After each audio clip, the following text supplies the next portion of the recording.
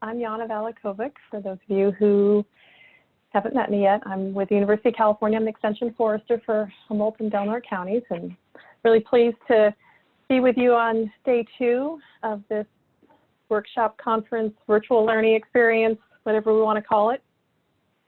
I think for the most part, it's coming together. I've been really enjoying all the prepared materials, learned a lot this week.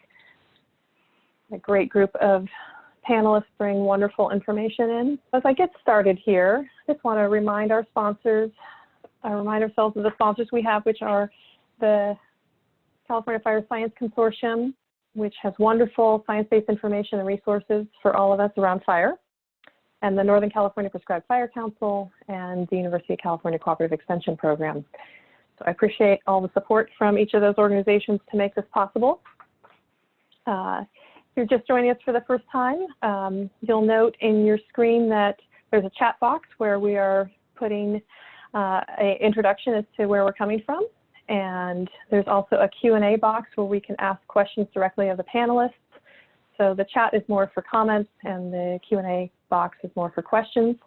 We will answer many of those questions live and maybe a few of them in writing. So you can expand your Q&A box to see some of the answers for questions that we're answering by typing.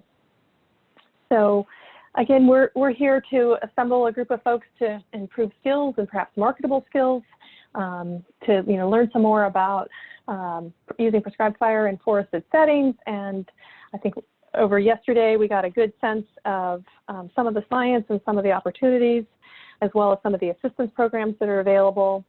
And today we're going to drill into smoke management plans and some of the key pointers in developing a smoke management plan.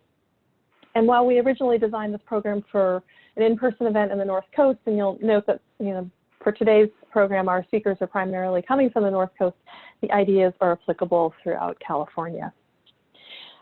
We've had tremendous interest in this program. We had 300 attendees register, and we've been getting a whole assemblage of folks coming in to watch the program as well as participate in these live Q&A sessions. And it's kind of neat to see that we even attracted some interest from other states as well as from Mexico. So kind of cool to see all that coming together. I want to start again with a disclaimer. We did talk about liability and other elements, and I just want to express that we're not attorneys. We're really just educators here, and we're trying to, give some lay of the land around legal issues, but not to be able to give you specific advice. We're also not meteorologists, so the team of folks that we've got with us have quite a bit of experience reading fire weather over the years, so we've got some good perspectives to bring. So I've got 4 folks that are on the program today. So in a minute, I'll introduce Hugh Scanlon, retired from CAL FIRE, Debra Harris from the North Coast Unified Air Quality Management District, and then bringing back previous speakers, Lenya, Quinn-Davidson, and Jeff Stackhouse. You can see our agenda is really going to be less broken apart like it was yesterday. We'll have more of an integrated conversation among those 3 panelists, and then we'll move into a broader conversation. We may get a few of our panelists from the previous days joining us in that broader conversation. So I just want to check in with the folks that we have here and see if you participated in the previous sessions or not. So Mike, would you roll that first poll for us? 86% of you attended both workshops yesterday. That's great. So I know we're carrying forward. And then we've got a couple of folks that were able to just come in for the morning or the afternoon, and one person, this is the first of the 3. So wherever you're coming from, we welcome you, and I'm really pleased to have you on board. So this is our session here. I'd like to start with some introductions. So Debra, do you want to introduce yourself, please? Good morning. My name is Debra Harris, and I'm the burn program coordinator for the North Coast Unified Air Quality Management District. I've been in charge of the burn program for about 10 years now, and I'm learning every day the new changes that come down for burning, and I look forward to the changes in the future. Oh, great. Well, we're really thrilled to have you, Debra. Hugh, how about you? Can you introduce yourself, please? Sure. My name's Hugh Scanlon. I am, as Yana mentioned, retired from CAL FIRE, 28-year career. And during my career, I worked extensively as a fire behavior analyst as well as prescribed fire coordinator locally here in the Humboldt-Del Norte area. So got a fair amount of background in use of prescribed fire as well as wildland fire behavior on large fires. And I've helped teach fire behavior courses both here at the local university as well as at the national level. And we'll talk about some fire weather stuff and some other things that you might want to pursue to further your knowledge in this area. Great. Lenya, do you want to do a short introduction? Sure. Well, many of you met me yesterday, but I'm Lenya Quinn-Davidson. I am a fire advisor for University of California Cooperative Extension here in Humboldt County. And I'm excited about this workshop because we get so many people coming into our office asking me and Jeff to help them with their smoke management plans. And I think there's just a need to get everyone on the same page, and it's great to have Deb and Hugh here to pick their brains. So. Great. And Jeff, do you want to introduce yourself? Yeah, Jeff Stackhouse, UC Cooperative Extension, Humboldt County Livestock and Natural Resources Advisor. Also the Secretary for the Humboldt County Prescribed Burn Association. Thanks for being here. Okay, well, you know, our original vision was that we'd actually have people bring in their projects and we'd walk out with hopefully plans that have had some input and some advice and some guidance. So we're, you know, today, given the format we're in, we're going to take a, you know, a broader view of these issues. And, you know, I think I'll start with Hugh in terms of, you know, how do you target weather conditions to reduce smoke? And, you know, we've been talking about burning, you know, primarily in woody fuels, but maybe you can sort of think about it at a variety of different vegetation types. Sure. Weather is a big factor in smoke management, and different fuels certainly produce different levels of material that get released in the smoke. You know, grass fuels tend to not produce a great deal of smoke as far as the amount of tonnage that's being put into the air as compared to, say, a timber slash burn. You know, up here on the North Coast, you may see anywhere from 60 to 100 tons per acre of material being consumed in some of these large slash burns.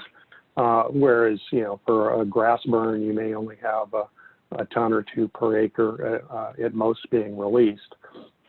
But really big factors in the weather when it comes to air quality is what's going on with your transport winds, and that's how well the material that's being generated and put into the air is being moved off-site, what direction that is going. And another big factor as well is the atmospheric stability. If the air is really, really stable, the smoke doesn't want to move, and it tends to sit in wherever it's being created. And that can create some really horrendous air quality issues. And a lot of the information that was brought out yesterday in Jeff's talk, where he was looking at some of the air quality rules and how a lot of that is set up, it really is evaluating the atmospheric stability in the air basin. And that's what the burn day status is often based on, is when you have instability, that really helps the transport of that material into the air and then off the site so it can disperse. And while instability is really, really great for air quality, instability is also a major factor in having problems controlling fires. Unstable atmospheres, you tend to see the combustion rates increase, and you can also, you'll tend to have some control problems when you get into unstable atmospheric conditions when you're burning. So it's kind of a two-edged sword you definitely want to think about atmospheric stability, how things are. It's like having the burn day. Okay, I've got a great burn day today, so it means there's some atmospheric instability. But if you've got 40-mile-an-hour winds, that's probably not the kind of instability you want to be burning in, because you're going to have challenges controlling your fires. But and the other real big challenge when it comes to atmospheric stability is in all of the stuff I discussed with weather forecasts, you have almost no good measure from the National Weather Service or anything that's really commonly accepted in the fire behavior community that is a good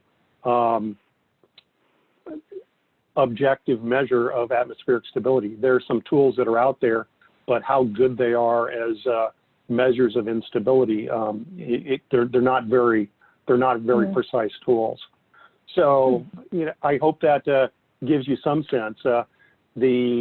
Certainly the air quality issues are big ones, and it's good. You want to burn on days that have some atmospheric instability, but not too much. Right. Since you brought this up, do you have any advice for folks that are, trying to estimate their tonnage? You just said that fire burns could produce between 60 and 100 tons per acre. So are there any good guides? And for any of you on the panel, but I was thinking, Hugh, you might have some perspective because you've been, putting together burn plans for many decades now. Right. So what I tend to use, if we're not actually out doing fuel sampling, that's one method you can use, but it's very intensive. And so generally, a good mechanism to use would be a photo guide, where there are different kinds of photo series that you can look at for fuel types.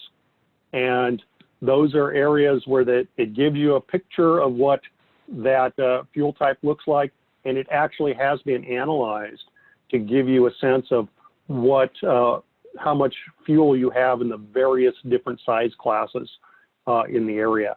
And those are tools that I'll use a lot. Also within the numerical fuel models that we'll use when we do fire behavior analysis, there's also a baseline that each fuel type represents a certain levels of fuel loading in each of those kinds of fuel classes.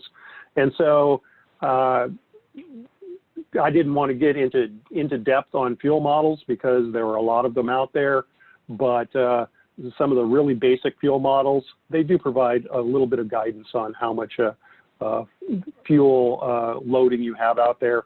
And in fact, I'll use kind of a broad estimate of what I see out as the fuel loading in an area to help me determine which of those fuel models is probably the most appropriate to use.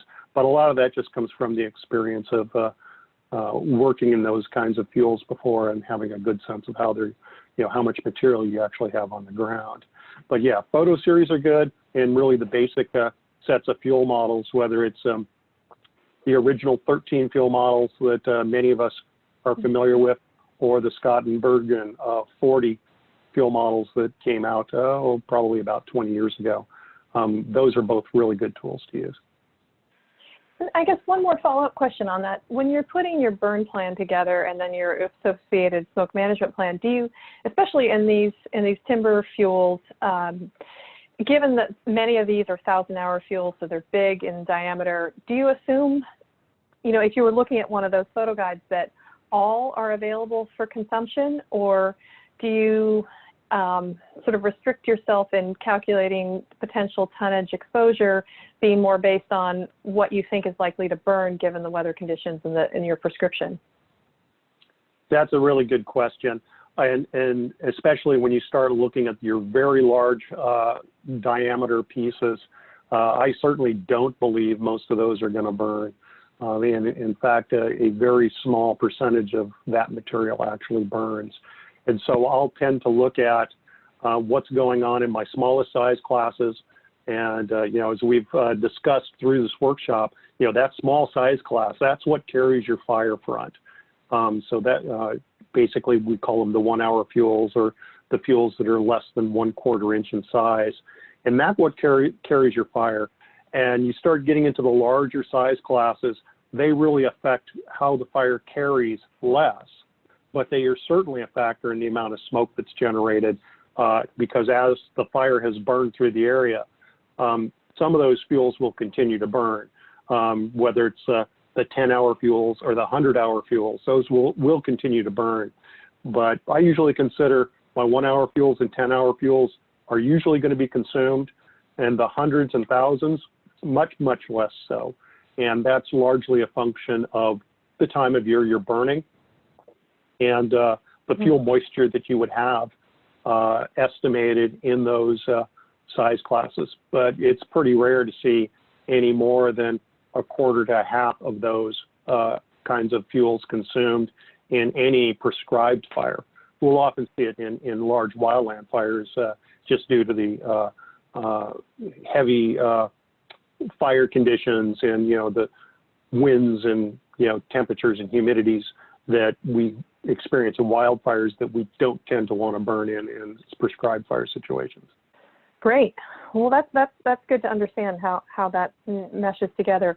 We're getting some really good questions here in the Q&A box, and so maybe we'll switch into the smoke management plan piece and sort of think through these issues here.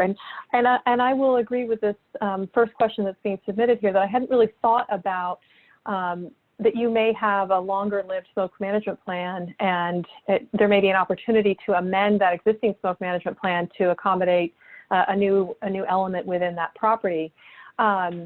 So, I guess maybe some practical advice, and then bring Deb in here. I can certainly see in larger properties that things could shift over the 2-year lifespan of a smoke management plan, and there could be some adjustments. So, I don't know, Lenya, do you want to kick us off and then maybe bring Deb into this?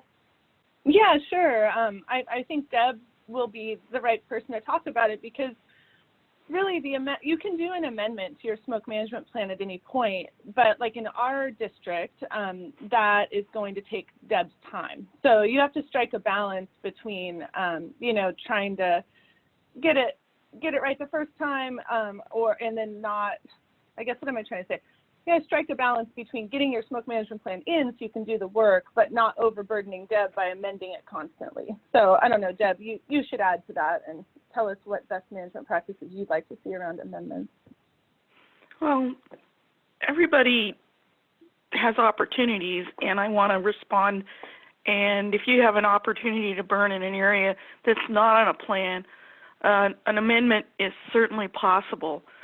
You can also, if you have more than one plan and you have an expired plan that has the acreage or the project on it, that could also be used as an amendment so you don't have to resubmit the paperwork. I run the gamut from plans all the way from the Forest Service down to small 3-acre conversion smoke management plans. So no one way works the same for everyone. Right now it's just a fluid. You try to use the same questions, the same paperwork to get the information you need about each individual project to do the evaluation, so you have the information when somebody needs to burn. I am pretty flexible, I think, and I'm willing to go back, use old plans if they've been improved, even if they've expired, to give future, burning. We can update the paperwork at another time. It's just hard when something comes in and you have an opportunity in an area, and I have nothing to evaluate or nothing to base a decision on. So I don't want to discourage people taking on new opportunities and new projects. So at this point, I would say do your best guess, put everything on there, and base your burn permit acreage on what you think you will get done in the calendar year, but have your smoke management plan have all your projected projects you'd like to get to, even some that you don't plan on getting to, but if it's on the paper, it can be used for future projects. Just a thing of note, our smoke management plan does have pile tonnage estimates, and that is helpful for the smaller burns. Hugh is right. There is a good photo model that's used to estimate acreage. At this time, there's a lot of discussion on what is being used throughout the state air quality-wise to estimate tonnage. It's a fine line because air quality is handling the air quality side, and the fire side, that is the project, and that is what you bring and estimate and give me the information to estimate your project and provide the burn authorization. And so at this point, it's one of the items up for discussion for our new reg changes is a baseline for how to determine tonnage. So my key for what I do, because I have such a broad range of burners, is flexibility. I try to be as flexible as possible. And sometimes that's not possible, but I do everything I can to make it work. So that is... So Deb, would you say a best practice is if something changes and a new project begins to develop and you have an existing smoke management plan, to just give the air district a call and sort of have a conversation around, would you like me to amend or submit a second one? And then together you decide what the best route is? That is perfect. I mean, communication is key for all of this. I want to get what you need to get fire on the ground. So between the two of us, we figure out the best way to make it work. And the more lead time I have to get it done, the better. But I have turned on a, 1 or 2 day notice. So yeah, call and talk to me, see what we can do. I have done it, resubmit a smoke spreadsheet with the new information on it, because most of your contact information and other things are already in your current plan, and just amending the spreadsheet with the new information on it generally is enough. That and a new map showing the location. So it is possible, and it just depends on the project and the complexities. Great. And, my work is primarily limited to the North Coast. How much commonality do you have in smoke management plan templates across the state? Are they all the same? Or since we've got people, calling in from, outside your air district, can we assume the kinds of things you're talking about are fairly synonymous across the other air districts? Not necessarily. It's just like the state of California. Different terrains, different fuel models. Some areas don't allow burning at all. There is commonalities in the regs that are required to be met for smoke management. Some of the districts have gone totally with Peepers because they don't have 3-acre conversions or the smaller broadcast burns. So smoke management is evolved dependent upon the circumstances in that district. So the conditions of Title 17 of district and state and federal regulations basically have been the driver as to what program is used. We are transitioning to Peepers for certain types of burning. At this point, Peepers is not quite functional for all types of burning in our district, so we're going to have to run a bifurcated program of Peepers for the larger burners and the paper system for the smaller landowner 3-acre conversion burns, because they don't trigger the necessary. Peepers is not made for that type right now. So right now I'm focusing on getting the Forest Service up and running for Peepers, and still running a paper version so we can kind of keep things smooth. Can you describe what Peepers is just briefly? So we understand? Yeah, Peepers is the Prescribed Fire Information Reporting System. It's a program that was developed at the request of the U.S. Forest Service to handle burn authorization, smoke management plans, and emissions information, and basically all things fire related. Well, it's developed into wildfire information too. It has a map, and most of the large burners in different areas submit their smoke management plans through Peepers. They get an account as a land manager and then submit their smoke management plan. It's evaluated, approved, and then they can request burn authorizations online through the Peepers system, and their burn will be shown on a map so the public can access that information. Then emissions information is produced from the Peepers. They have greatly expanded Peepers from its humble beginnings back basically when I started with, well, in the 90s. It's come a long way. It's being promoted and used a lot more in areas of greatest population. Generally, when you have things developed, it's the most impact to a populated area. It doesn't quite fit in with the district up here in North Coast is quite diverse. We have all different types of terrain and fuels. So we're not exactly like Placer County. We're not exactly like Monterey. We have our own individual sets of fuels and things we deal with. So we're in the process of trying to get what we have to work in Peepers, and it's an ongoing process. Okay, great. Well, good to know that that's what's on the forefront and that other regions are already in that system, so we can kind of get a sense of what people should be prepared for. I'd like to take Chris Nimmy's question first here about the trend or so in prescribed burning. And I don't know if anyone has any of these kinds of numbers he's asking. He's asking what numbers of permits or acres in permits, but I do. We do okay, approximately 7,500 burn permits a year. Of that are standard and non-standard.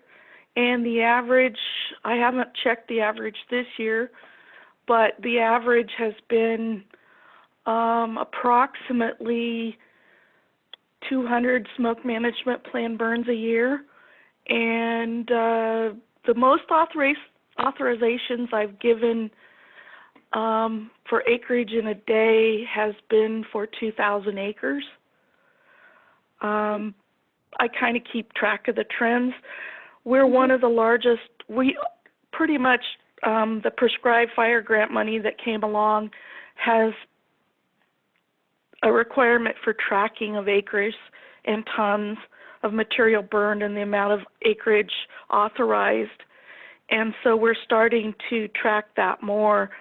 The information we've gotten from the recent grant fund submittals, the district here authorizes and gets more acreage accomplished pretty much in the last, it's been reporting 3 quarters now, and we're the top acres burned of all the districts participating in the prescribed fire grant.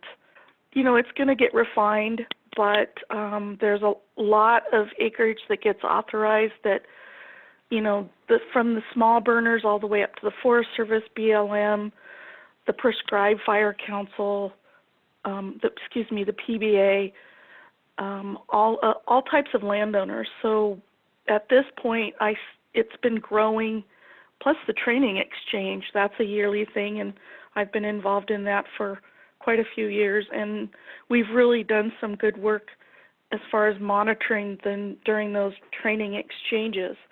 And so comparing the acreage during the burn and the modeling information and the monitoring information, it's given us a lot of information to hang our hat on as far as future burns. So we do a lot of acreage here. Most interesting statistics. Do you want to talk a little bit about? I know Debra just said that the North Coast is really leading in total acres completed. Do you have any sense of how we fit among other agencies? Who's doing the most burning? What does that look like in terms of the organizations that are doing the burning? Yeah, I think the North Coast Unified Air Quality Management District has some of the most robust prescribed fire programs in the state. We have folks like Redwood National Park, who have one of the oldest and most successful oak woodland prescribed fire programs in California and in the Pacific Northwest, really. And then our CAL FIRE unit is one of the most productive in the state. So a couple years ago, our Chris Ramey and a couple others got the award from the director for their burning program because they're doing a lot more than a lot of other units in the state. And then we have the Prescribed Burn Association, and so we're doing a lot of burning that isn't happening in other places. And the folks out on the Klamath we have the treks. We have multiple treks happening, which is unusual as well. So, and then we have the folks in Hayfork, which is also within this district, and they're doing all kinds of cool cooperative burning. So our district is pretty happening when it comes to prescribed fire, and Deb's the lucky person who gets to deal with all of us. I am lucky. I'm very lucky. Yana, let me jump in on this as well. And I agree that on the prescribed fire side of the equation, we're seeing a lot of things happening here locally that have been really, really good. But I do want to step back actually about 20 years. And one of the common things that you would see throughout the North Coast was an incredible amount of site preparation burning being done by the timber industry. And that was largely the work of the foresters going in after timber harvest has occurred and doing something in slash treatment, either to prepare the area for new planting or other kinds of slash treatment activities that were going on. And we would see huge numbers of burned acres as part of that treatment. And that has largely stopped on the North Coast. Most of the major timber companies in our area, the landowners, they've switched to pile burning, which is much more energy intensive in order to prepare the piles and get everything ready to go. And silvicultural practices have changed, where you see a lot more uneven age management and a real concern about using broadcast burning in those kinds of situations. And so one of the biggest fuels treatment activities we used to see on the North Coast was the timber industry doing its part in slash disposal removal through burning, and a lot of that has gone away.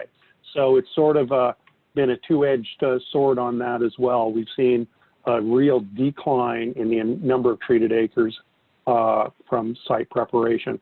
And it would certainly be nice to see the foresters get back into getting more of that treatment done, especially considering some of the research that we've talked about here in this conference about using fire as a, say, a pre-commercial thinning surrogate and some of these other activities. Mm-hmm. Hugh, one comment on that. I too remember 20 years ago and the types of burning and the broadcast burning we had by the timber companies. There has been a reduction in the amount of timber companies active in the area.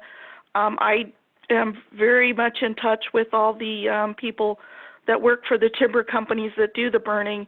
And yes, there was a migration to pile burning, but there is a trend that is coming up that they're doing jackpot burning, and they're doing a little bit, incorporating more broadcast burning into their fuels treatment. And I'm waiting to see where that goes. The district didn't discourage broadcast burning. It just is a little hard when you have that much fuel on the ground to manage smoke and to keep the impacts, because a lot of the timber broadcast burns were near populated areas. I still have pockets out in freshwater that I work with the timber companies to get done because they're right in among the school and the populated area. So it's also a turnover in staff. The people that were doing the burning back when 20 years ago, you know, they either migrated to CAL FIRE and worked for CAL FIRE, or they, you know, went to other areas in the United States. And so burning changed so much from 20 years ago, and it's migrated to where it is now. And I think with the increase in prescribed fire, it's going to be morphing to kind of fit the growth that I see, and the new people that are in place are going to be learning and applying these things to their projects. So it's we went from a lot to nothing, then now we're slowly getting back up to where we were. Well, change is always certain. That's for certain. Yes. And there's evolution in thought and utility and, you know, availability, and, you know, that's also tied to, you know, our biomass infrastructure and other components about whether you can dispose of some of that material that you would burn or wouldn't burn. I mean, and economics come into play and all of that. And you know, I guess coming into Chris Zimney's question here in the question and answer box, you know, so as these other assistance programs get more involved in prescribed fire, so there's a question about should they be adding an additional layer of best management practices onto these private burners through their funding mechanisms. Do any of you have an opinion about, you know, whether there needs to be changes to the system, whether the existing air quality regs are more than sufficient, or whether we should be ratcheting up in some way? What are your thoughts? Well, from my perspective, having greater flexibility can be a good thing. And again, I hate to use the double-edged sword analogy. There is the ability to work with your local air district is really, really important. If things were more standardized across the state, that might be good for some burners who may find it a bit more restrictive where they are than some of the others of us experience. On the other hand, when you go in and you kind of create a broad form standard like that, you may see additional restrictions put in place that maybe you weren't dealing with so much in your particular area. So I like to think the ability to look at things on a more site-specific, area-specific basis are good. On the other hand, we've also seen where by doing that, you can have restrictions placed on there that may seem to be unreasonable. But the real bottom line has less to do, I think, with a lot of the specifics of what the regulations say thou shalt or thou shalt not, and more to do with what is the impact your project is going to have on the sensitive receptors. And if you can work with your air district to reduce the impact or minimize the potential impacts to your smoke receptors, your sensitive receptors, I think that's really the main thing that we're looking at. On one hand, the Peepers system that was talked about, it is an effort to try to standardize the information that's being provided to the air districts. And while the forms vary a great deal between one district to another, they're really all looking for the same basic information. What's likely to be impacted by smoke from your burn, and if we have problems, how do we get a hold of you and how do we deal with it? And so those are really the things that those are looking at. So at one end, having something standardized might be really, really great. At the other hand, having additional restrictions put on, I've always been a little concerned about that, making it more difficult, more challenging, perhaps a greater paperwork dive needing to be done in order to achieve the same basic results. And I tend to want to back away from those. Okay, great. Yeah, I agree with Hugh in reading the question. Should there be additional smoke management best practices imposed on private burners by CAL FIRE or NRCS? And I just, that's not the role of those agencies. And I think our air districts do a great job of working with us to mitigate issues with smoke and to identify problems. And it's already a pretty heavily vetted process on smoke management. So I would really not want to see CAL FIRE or NRCS getting involved in smoke management. It's not their forte. And I think that CAL FIRE does a great job helping us think through the operational side of prescribed fire, and that's really the role that they should be filling. And NRCS is it's a funding mechanism for us to scale up our conservation work. So let's keep it like that in a supportive role. Yeah, thank you, Hugh. You said it better than I did about Peepers. As far as district regulations, my focus has always been to, when we talk to burners and we run into a problem, well, this rule doesn't really fit. It doesn't do what we need it to do. We have a process before we can change a rule that has to be met. We can't just change it overnight. It has to have public noticing, all kinds of things. But we gather throughout the year suggestions and ideas to make it easier. It's not our focus to make it more onerous on the burners. It's to provide more information, such as fuels. That's one of the major questions that's on my list to be addressed for rule changes. So the focus of rule changes is to give you a framework to submit your information and promote your project, get what we need so we can evaluate it, so you can go out and put the fire on the land. And my focus is help you get it burned while protecting the public health and air quality. So for regulation purposes, that's pretty much what I look at it as. It's the framework that's being developed so you can get fire on the ground. Great. Well, thank you for that good dialogue there. Since we're in this, workshop-y mode, I'd like to sort of see if there's anything, kind of best pointers and common mistakes that people tend to be making in developing their smoke management plan. Are there, a couple rules of thumb that we'd like to communicate with folks to make sure that they're getting everything together in the best available package for the air district? And of course, besides being last minute, because that seems to be the usual trend. Well, that's one. Look at all the paperwork.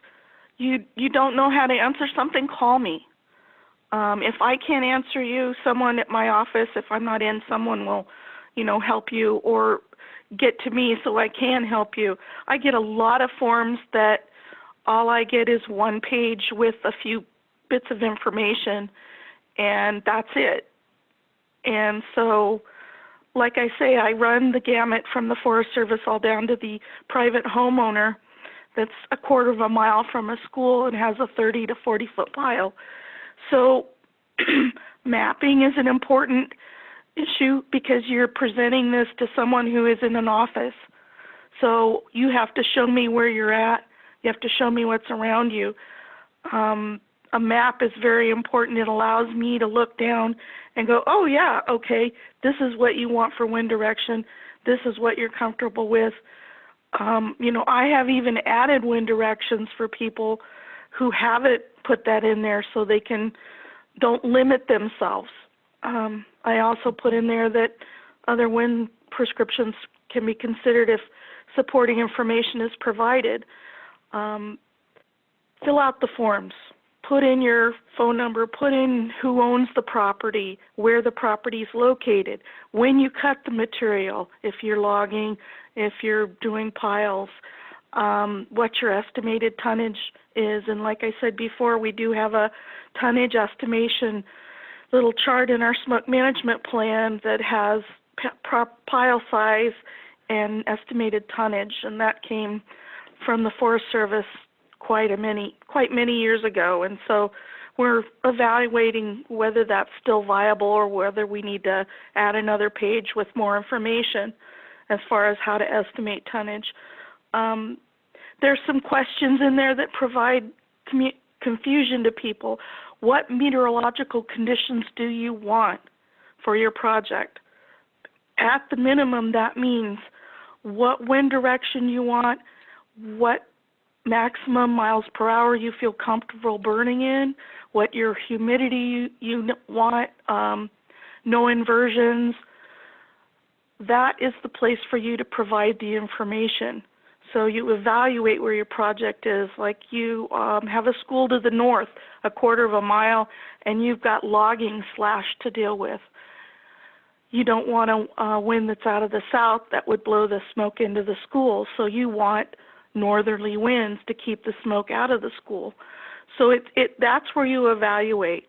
And then depending on the sophistication of who is burning, Forest Service, CAL FIRE, the logger, hairy homeowner, then, they use that information in there that they understand, okay, I go out and burn my pile, I can have winds only from this direction, this direction, this direction. And I don't plan on burning more than, this mile-an-hour winds. It could be as simple as that to as complicated as humidity, fuel moisture, transport, all kinds of things. So that is a major question that has a lot of confusion. We also are required to have the burners put in what they're going to do if smoke impacts occur. Common sense, you're going to cease ignition. You're going to manage what you're burning to reduce smoke, be it fans and blowers, be it cut off at natural barriers. And then you're going to be able to extinguish if required by the fire department or air quality. A fire department and air quality knows that, if you put something out, it's generally going to produce smoke. So it's up to the person that comes out and makes that determination. So we're not saying at air quality, me being the person that gives you the authorization, that I will necessarily make you put it out, but that is, a consideration we have to make. So right. The answers to these questions on the smoke management plan look more complicated on the paper than they actually are. But before you submit the paperwork, there's a checklist on the instructions. Just go down the checklist and make sure you fill out the information.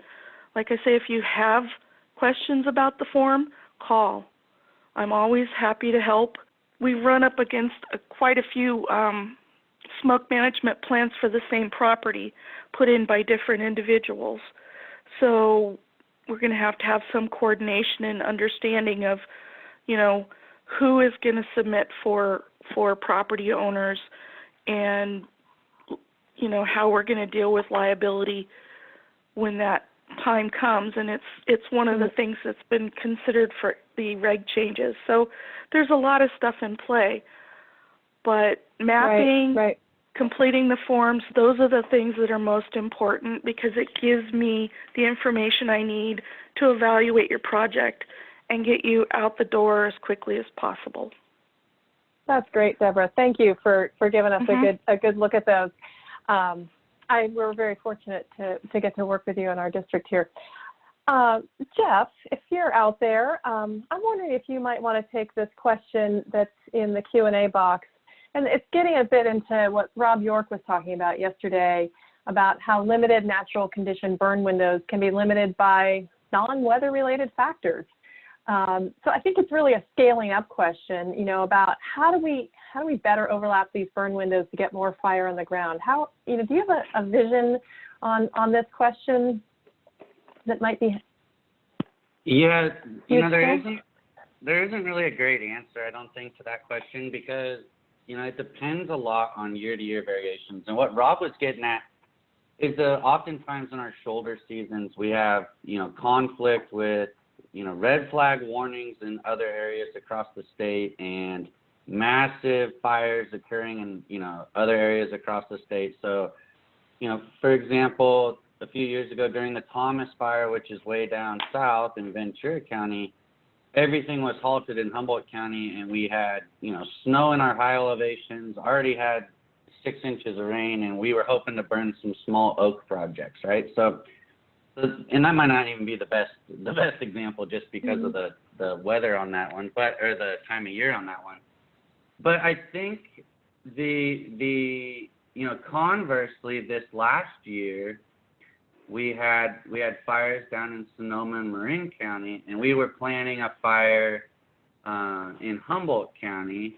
And because of our planning and involving CAL FIRE early, and Deb was on board and had been talking with the landowner, I think 4 times a day for the whole week leading up to the burn or something, those communications and our past experience and past successes with our regulatory agencies allowed us to go forth and conduct a small burn in Humboldt County while there was a wildfire just 2 counties to the south of us. So I think again it kind of wraps back around to that communication loop, and to early planning and open communication, and having flexibility to when either air quality or CAL FIRE says, hey, today's not a good day for my organization, not to fight back and just to say, okay, let's take a break and wait for the next window. So I think it's a give and take with each organization, and everybody is trying to do their best to work in good faith with each other, I think is the take home. Yeah. I mean, I think the groundwork that you all have laid down here locally as well at the state level is really paying off, as we're starting to recognize that there's differences across the state, and to give some flexibility here across the state where tolerances are allowed. I'd like to look at Sasha's question here, which is about night burning, but before we get into that question, I'd actually really love it if someone would pick up on the issue of the risk that comes with pile burning, and then sort of the complexity of pile burning, and whether or not it's as simple as people think it is. It seems like the majority of our escape issues tend to relate to pile burning. So if we could frame it that way, and then move into Sasha's question here about whether or not we can be doing night burning or pile burning at night, and sort of the thought and the thinking around the smoke management issues associated with piles. So can we first sort of talk about the differences between, or the challenges between a broadcast burn and a pile burn, and then get into this question? Well, I think we should divide this up into the fire side and the smoke management side, because I speak mainly from the smoke management side, and I don't want to speak for the fire management side.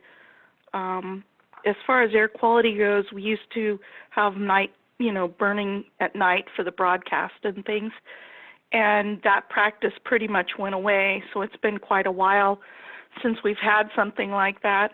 The last night burn I can think of is the tribal burns over in Trex. And tribal burns, they have a notification process to the district, but they aren't required to submit smoke management plans or get burn authorizations. They do submit their plans as a courtesy, so we do know when they're burning and can coordinate other burns around their burns. It really is dependent upon how close you are to a sensitive receptor. Towns, subdivisions, major roadways, because what your smoke is going to do at night is totally different than what it does during the day.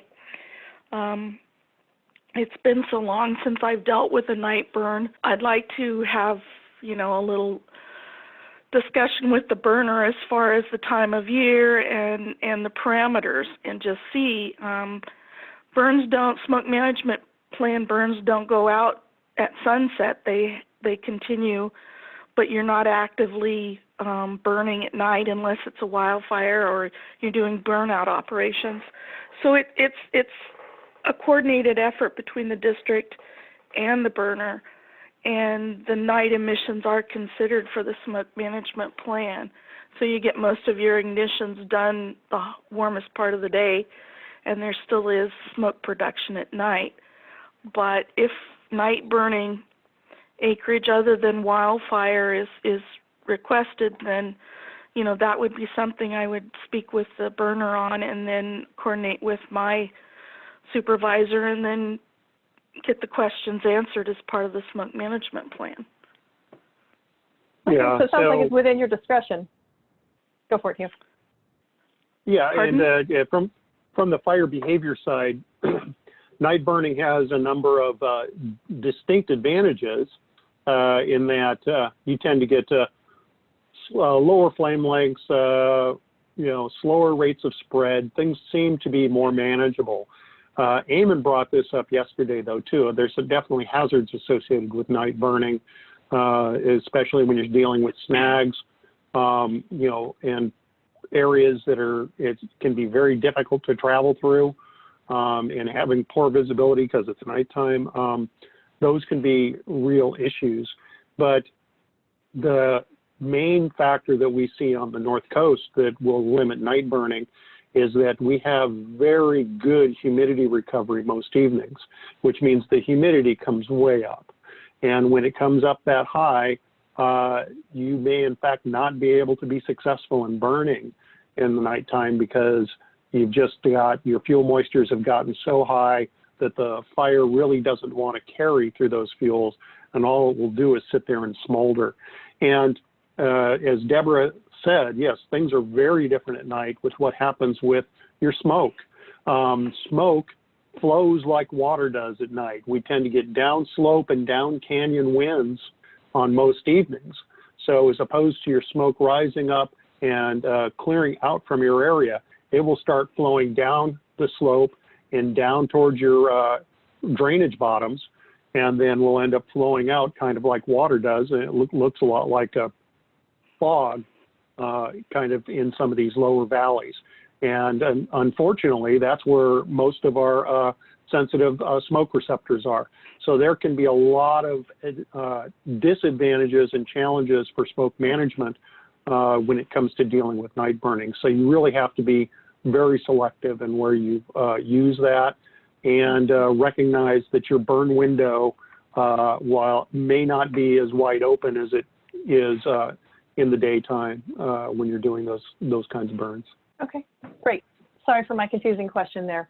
There's a question over here in the chat box, Hugh, here, and it says, Hugh, have you heard of anyone doing broadcast burns after commercial thins or selection harvests? The person is thinking it could be good to burn up slash and control whitewoods where the goal is to increase the abundance of redwood in mixed stands, as Eamon had observed in Redwood National Park. Commercial thins and selection, again, we had not seen a great deal of that.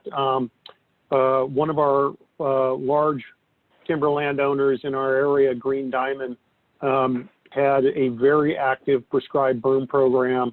And as they moved to more of a uneven aged or silviculture that was leaving a lot more residual material on site, they really backed off from a number of their site prep techniques, and really were focusing on, as Deborah had mentioned, jackpot burning and pile burning. And so we're not really seeing anything other than about jackpots or piles being pursued by most of the timber landowners at this point. So that, I think some of that research, it was kind of, as it was being discussed yesterday, most of us as foresters get a little bit nervous about our residual trees when we go in to do these kinds of burns, concerned that we're going to end up killing many of the trees that we're trying to keep. But it also seems to be the case, especially with the commercial thinning that was, or pre-commercial thinning that was being talked about, using fire as a surrogate. You may end up taking out half of your basal area, and the half of the, or less, half of the trees, and maybe a quarter to a third of your basal area. But the trees you're taking out are the smaller ones. Overall, you may be able to realize a very similar effect to a pre-commercial thin just by running fire through it. So I'm intrigued by that. But again, as a forester who would be working for a landowner, I could see where a landowner might be very hesitant to want to try to pursue that technique when you have the tried and true method of just running some folks with some saws through there, and you know exactly what it is you're leaving behind. But again, you're leaving a fuel issue behind as well. And those fuel issues from the CAL FIRE side, we were becoming very concerned about the fuel loads being left in a lot of these areas that were being treated either, were not being treated much post-harvest or had pre-commercial pins going through and just basically leaving that material to become red slash in these plantations. Very, very challenging to see, but no, we're not seeing that much with the timber landowners being supportive of running fire through theirs. Yeah, and I want to jump in on that also, just from my experience a little bit running fire through plantations, in Shasta County, Ponderosa pine plantations with some landowners that I happen to be related to. And then looking at some CAL FIRE VMP projects in Humboldt County that when I look at the projects, as a range scientist, I see openings as incredibly beneficial to, wildlife, and if you have any livestock, obviously beneficial to livestock. So I really like to see, the diversity and openness within a stand of trees. But my parents are both RPFs and own a tree farm in Shasta County, and I've done some prescribed burns on their property when they weren't home, and they come home and see that I poked some holes in the canopy, and they're like, you know what, we planted those trees 20 years ago, that's unacceptable. And when I look at it, it's like, well, I just burned 300 acres that you don't have to spray this year, so you're saving this large known cost to lose a couple trees that may or may not make it to harvest anyway.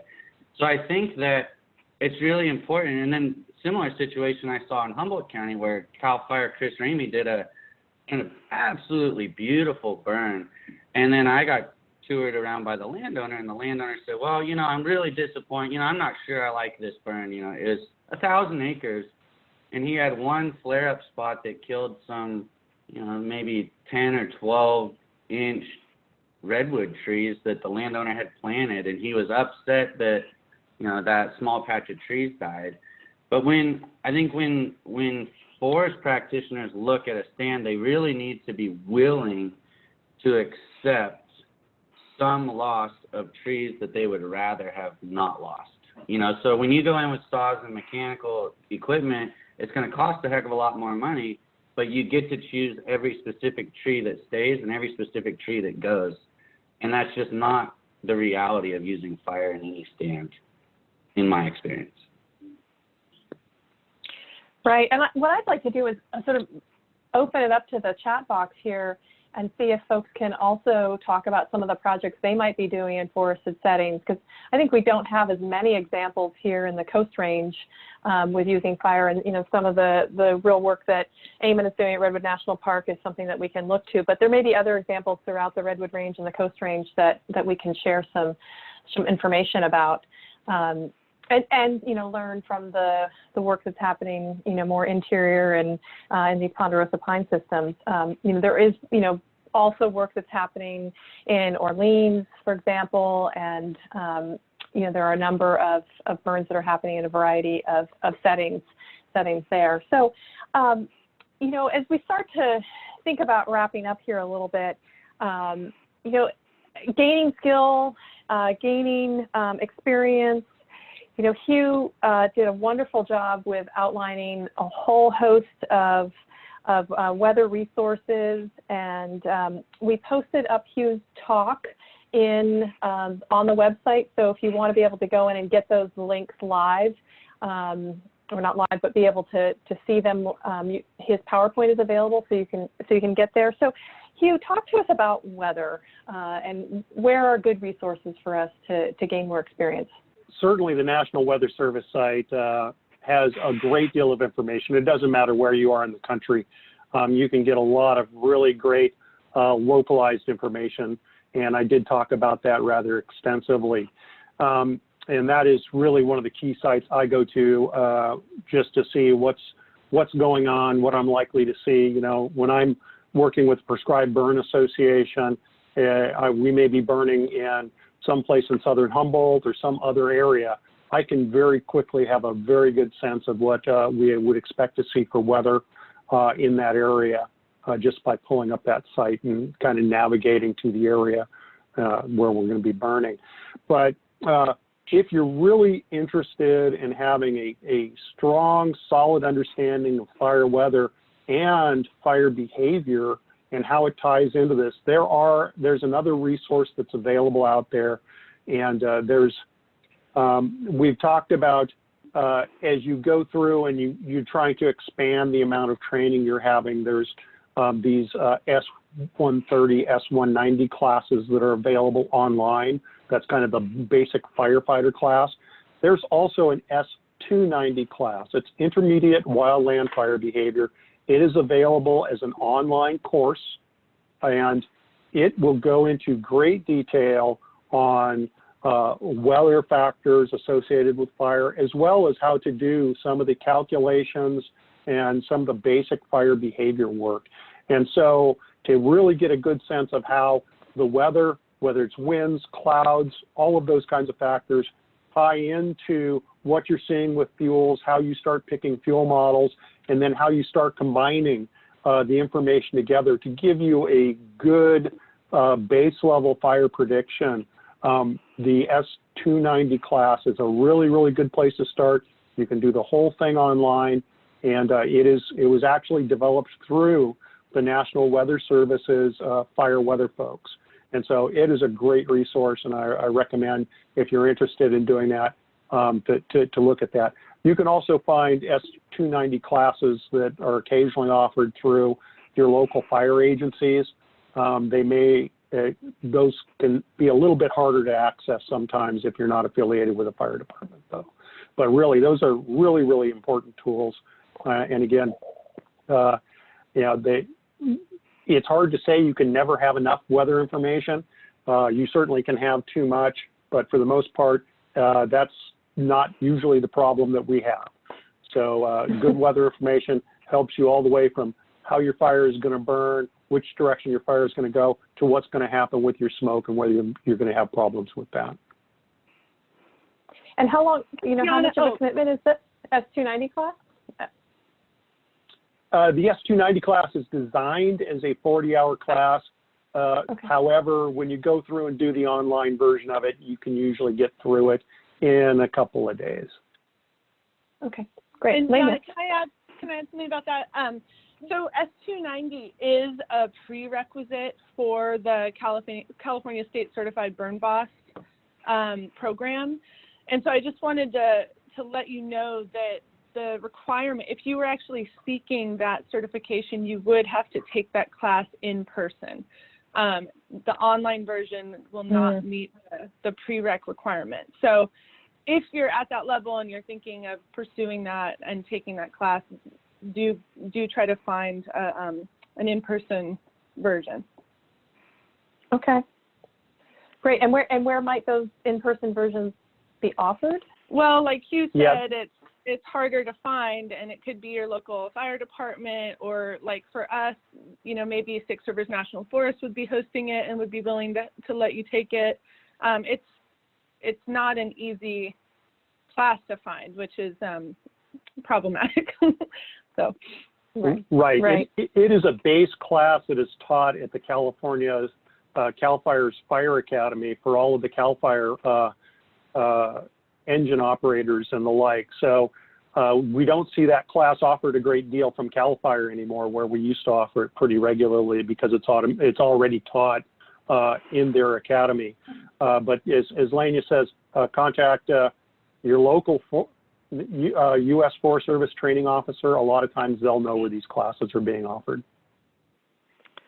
I want to throw in here that this has been a focus of one of the things I've been trying to coordinate for the last 3 years is a training for smoke management for district and for burners that can attend that would include the weather portion for the S190, because I attended that class in Sacramento, and I learned most of my knowledge about weather and fire behavior in that class. And I found it was the best information out there. And so I think more people need access to that information, and not for a certification, the training I was thinking about putting on, but more for burners to understand the weather information and how to do their own calculation about things and understand the different resources. But for certification purposes, those classes would be the way to go.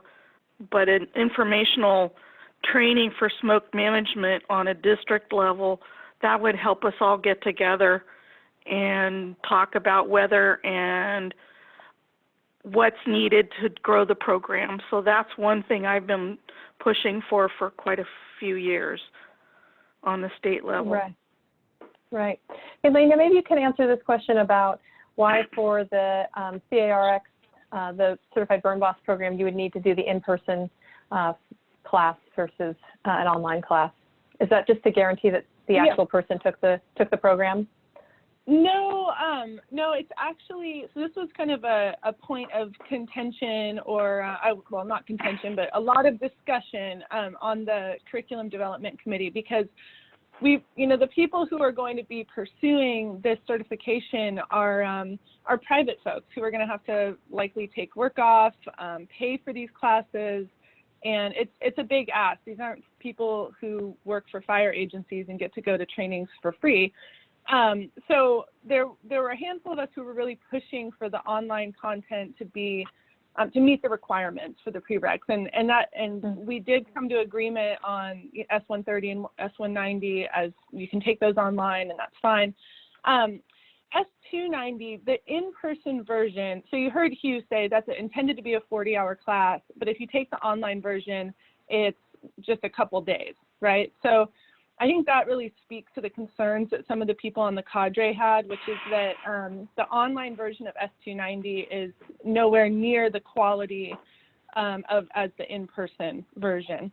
And that if you take the in-person version, you get to talk about specific examples and really have like in-depth discussion about some of these concepts that are really hugely important for prescribed fire. So it was really a quality concern that they wanted people to take the in-person. So yeah, it was actually, we ended up agreeing that the cadre ended up agreeing that the online would meet the need. And then as it's gone through the review process, that's been one of the things that got changed by the state, and they demanded that it be in person. So yeah, so and this is not uncommon at all with the as Debra has said, this is really one of the most valuable fire behavior classes I think anybody can take. And to go in and be able to do it online and you just kind of gloss over the exercises and some of the things, and if you don't understand stuff, you really can't have that instructor interaction because this is a really, really powerful course. And this is a problem we also have that local fire agencies, in order to achieve certain qualifications to work on wildland fires, they also have to have this class. And they are not permitted to take the online version of it either and have it count. They have to have a in-class presentation of the course. And so we see some push to see more of these done in class, but yeah, we'll see how it goes forward, on down the line with it, because again, it's basically a 40-hour class. Right. In sort of I got maybe two last questions for the group, and the question that's coming to mind right now, I'm not sure it's fully answerable, but maybe one of you can can think about it. And I'm thinking, Jeff or Hugh might be interested in this one. As we move into these forested settings, like how do you start to think about what a unit looks like, a manageable unit, and some of the prep activities you would do before wildfire?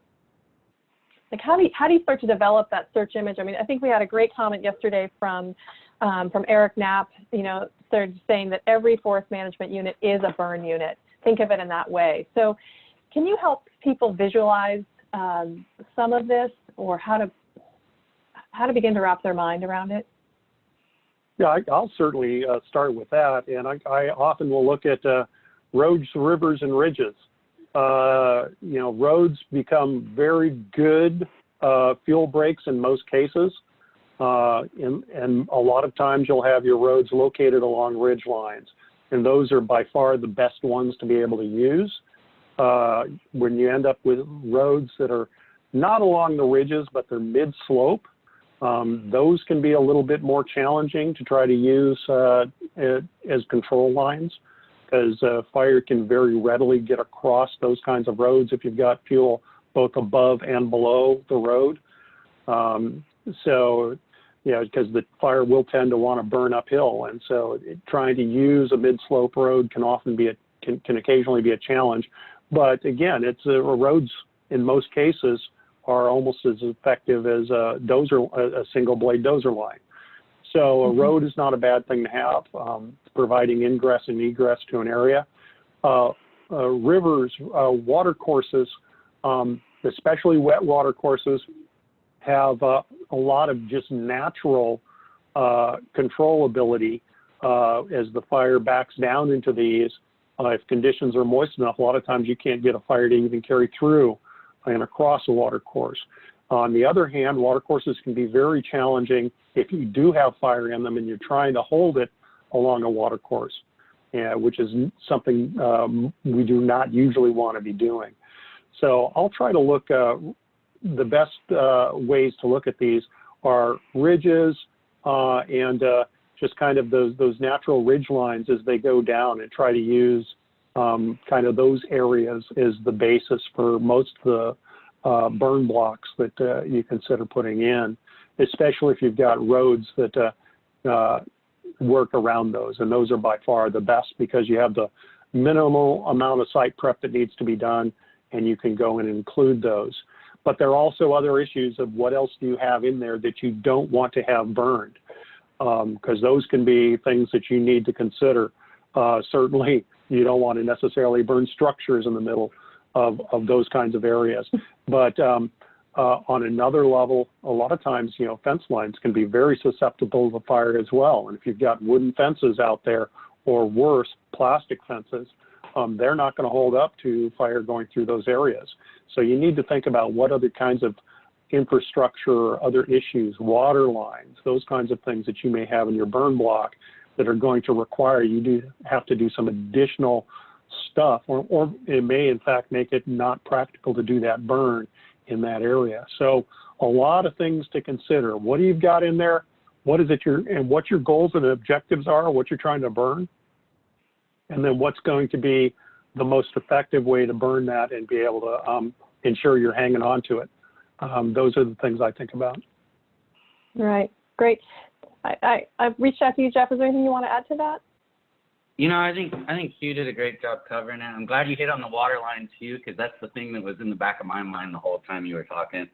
The only other thing I would add, just because it's a forestry crowd, is that if you have a harvest or a pre-commercial thin or anything where you're going in there and you have a lot of bare mineral soil, it doesn't have to be a continuous road to have a excellent fuel break. If you have a big block of ground that is mostly bare soil with islands within it, oftentimes that's plenty good enough to hold fire, and even a pretty strong head fire coming up into it. So it's all conditions based and is highly variable on fuel types and everything else. But there was a question yesterday I want to bring up about about the new oak exemption and trying to burn under those conditions and what you need to do to prep the unit and everything else. And we had some oak exemptions that, they were the newest ones put in a couple of years ago that we tried to burn this fall. And the canopy just didn't produce enough litter to even carry the fire. And this was after 2 years of, herbaceous growth on top of it. So oftentimes if there's been, mechanical harvest or, any large equipment walking through an area, it can take years before it'll even carry a fire. And I think that those provide pretty good strategic places to get fire underneath them. A shaded fuel break would be another great example where maybe the whole ridge had severe disturbance, and you could then light below it and even make your shaded fuel break, more broad. But yeah, I agree with you completely. Ridges, roads, and sometimes waterways. Well, let's take these last two questions that both come in from Jared on the question and answer session here, in which he says, the expensive mechanical pre-treatment is often a deal killer and is difficult on steep terrain. So is it possible to try and burn in some of these stands that have higher fuel loads and established brush lines, but during cooler time periods to, or higher humidities to handle that material instead of paying for the expense of mechanically treating these? And I think this is starting to get at some of what we were hearing from Eric Knapp yesterday. So I don't know if any of you feel comfortable answering that question, but I think it is strategically is a quite interesting perspective. Yeah, I'll dive in on that. And absolutely, you have some opportunities. Again, when you've gone in and done some sort of commercial activity, and even if you're using a selection system that perhaps that's cable based, the cable tracks themselves, if you're high lead logging through that area, you're creating some disturbance in the fuel as those logs are coming up, and it is kind of creating, as Jeff was saying, kind of a natural area that's partially devoid of fuel, although it's not to the level of, say, a full-on fuel break. So you can think about perhaps how you have your cable settings set, especially along the perimeter of your burns or of your potential burn area. And also the thing that happens as well, though, is after you've gone in, you've got the area logged, and maybe you have this beautiful selection area set out there, and you've got slash that's intermixed into that area. It may be too steep for you to be able to do any kind of mechanical work in there, but recognize you do have a difference in the fuel types between what's gone on where you've done your commercial treatment and what's gone on outside of your commercial treatment area in the undisturbed forest. And those differences in fuel types, you can get a pretty significant fuel moisture difference in your fine fuels between the area that's been treated and the area that hasn't. And Jared mentioned in cooler conditions. And I would definitely be taking a look at, hey, when I've got those conditions where it's kind of wet over here in the woods, yet it's dried out a bit in the area where I want to get my slash treatment done, I'd certainly consider running fire through there in order to be able to clear out some of that material and to be able to do it without necessarily having to use heavy equipment to do it, much as Eric had talked about yesterday. Excellent. Well, I'm really impressed with the quality of conversation today, and you might not believe it, but it is 10:30 and we've spent another hour and a half together. It has gone by in a flash for me. So I think it's about time to conclude this program. I feel like it's been a full conference in some way, and I'm excited based on the depth of conversation, the quality of questions, and as an educator, it's really getting me thinking about what else we can do in this virtual space and what additional classes that we can offer to kind of expand around these topics and dive in a little deeper. If you want to send us any suggestions in the chat box, we're all ears and looking forward to ideas, and most definitely looking forward to being back together in person and being able to do more show me's and real hands-on experiences to gain experience in these topics. So I want to thank all the panelists, both today and yesterday, for really great programming, and encourage you to continue watching those pre-recorded programs, because I think they provide a lot of detail and a lot of help as we develop our smoke management plans and develop our framework around thinking about bringing fire back to the forested setting. And you're welcome to recommend this program to others. We'll be able to post these resources on our existing websites. And we're also providing a number of additional resources for more information on our website, so you can get some more pointers there. We have one final poll that I'd like to run, just to make sure that we've got a better understanding of how we're doing here. I know several of you have already experienced this poll, but it'd be, coming specifically in the smoke management framework, while we had wanted it to be more hands-on, how did we do specifically with this topic in this space? Did you get something that can be useful for you as you start to develop your plans? And certainly remember that it's no time like the present to do that. The smoke management plan is one of the limiting factors for people's projects. You want to get it done early. It's got some longevity on it. It's a 2-year program or 2-year permit, and it sounds like it's even possible to amend other projects into it as ideas and projects develop. Let's see. I am impressed also that we held on to most of you for this solid hour and a half. So that's really interesting to see that the dialogue was rich enough to keep you here. Any other comments from my panelists as we start to close this out?